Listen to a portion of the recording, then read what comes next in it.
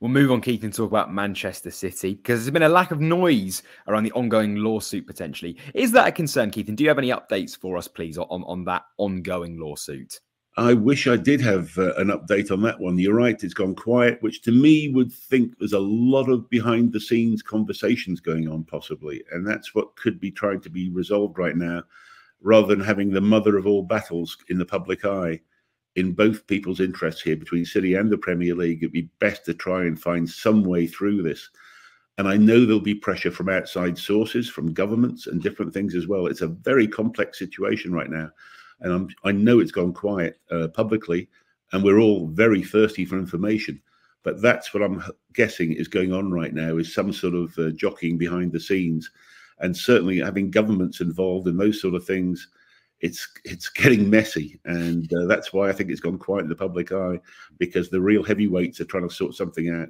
Now, what sort of deal could be struck behind the scenes, I've no idea.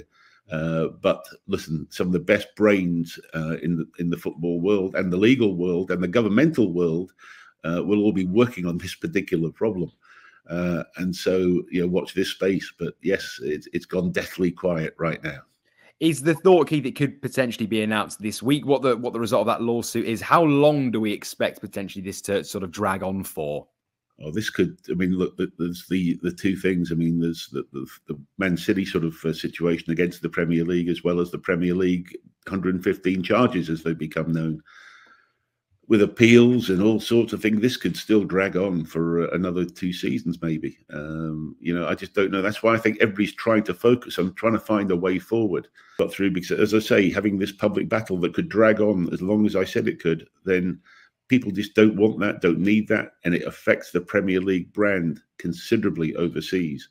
And this is where Jim Radcliffe has got to think about his points about the top 6 having more say. Well, here's one of the top 6 potentially damaging the whole Premier League more than anything else. And so the top 6, if they want that responsibility, they've got to behave responsibly, not go off gallivanting about, European Super Leagues and different things. They've got to learn their position. If they want to be leaders, they've got to show responsibility and be leaders. But right now, they're completely vacant and absent from any leadership position. An online hacker, Keith, called Rui Pinto has actually threatened, talking of their charges or alleged charges coming in November, he's threatened to release documents and emails proving that Man City did in fact breach FFP over those number of years. What are your thoughts on that? And could that have any bearing potentially in the case that is to come? Yeah, it's a tricky one. I mean, I think he was the source of a lot of the information around the initial charges. And it's difficult to... Look, I'm not a barrister, obviously, and I understand there are certain issues around evidence like this coming from sources like this, that whether it's admissible or not. I believe there are ways it can be admissible, and I believe there are ways it would be challenged. So it's going to be dancing on the head of a pin from a legal point of view. His sources seem to be very reliable. Now, how he's got it, I don't know. Obviously, I think he's in a witness protection program at the moment, which is quite...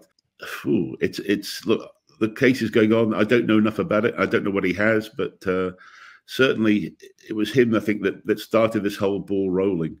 And it does seem to be that the leaks seem to be very genuine, but it's how it's admitted in a legal format that will be the key issue here.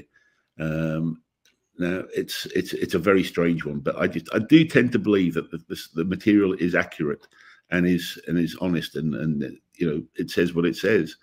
That's only my view, but it does stir up a hornet's nest with this. And the belief was that he just put some new stuff out there. Why that wasn't released earlier, right at the start, I don't know. And of course, it begs the question: what else does he have on what other clubs as well?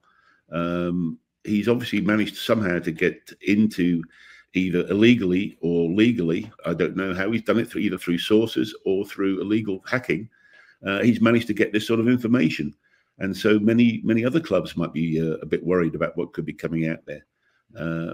Mr. Pinto has certainly put the cat among the pigeons. And again, a lot will depend on the legal stance on how that information comes into the public domain.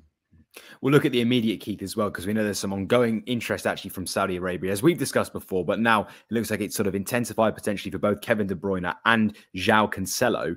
What would the valuation of those two be? And do you think that, say, João Cancelo is more likely to move given his sort of falling out potentially with Pep Guardiola? Well, I think both are likely to move. I really do. The valuations, I don't have the information at hand, the length of their contracts left and where they both sit. Look, Saudi will pay for top dollar for both those because they are still in reasonable, physical shape. They're still, obviously still playing in the Euros, etc. And I think they're big names that Saudi would like. Where I think they may be used, and this is yet to be announced, but I believe that while the PIF bought the first 4 clubs, 75% of the first 4 clubs in Saudi, I think there'll be another 4 clubs coming under PIF umbrella very soon. And these are the sort of quality of players that would help become marquee signings for those next 4 clubs. So my theory is that they may be being stored up for those next 4 clubs when that's announced. And that's the sort of thing that you would see a spread of talent, and they're trying to strengthen the league overall rather than having it focused as we see at most leagues with a couple of clubs at the top, or 3 or 4 in the Premier League's case. So that's where I think the valuation and maybe at the high level for Saudi because of that sort of situation. So that could be an interesting way to look at it. We know, Keith, there are quite a few clubs interested also in Jared Branthwaite. One of those actually mentioned now is Manchester City. Would that be a good move for him, do you feel? Is that more preferable, say, over another Premier League rival? And what valuation, what number could City come in at that then Everton would accept? Well, I think even months ago when we discussed this, I'd said Branthwaite was up towards 100 million. And that's what I still believe he is. I think he's the best young defender of a generation. And he's a generational talent, and those don't come cheaply. I think he would do very well at Man City. I think he'd respond very well to Guardiola. And I think Guardiola can see that he is a genuinely talented, gifted, not only an athlete, but mentally, his attitude, his personal life, everything about him just smacks quality. Of course, we'd be sad to see him go, but I think Evertonians have accepted that. Where they wouldn't accept it was the ridiculous £35 million offer from Man United. But when you get to anything north of 75, I think there'd be a grudging acceptance that if he was to go, at least we got the right value for him. And I think City would be a great home for him as a player. I hope he doesn't go. Of course I do. But I think it's, potentially, if it was something like 75 million plus add-ons to get to 100, I think that's a deal that could be accepted. You've just watched a segment from Football Insider's brand new podcast, The Inside Track, with me, Lewis Pearce, alongside the guests on the show. Thanks very much for tuning in. Please do give the video a like, comment your thoughts on the topic, and feel free to share on your social media pages. If you want to listen to the full podcast episode, click the link in the description below. Keep your eyes peeled for plenty more content and exclusives here on The Inside Track.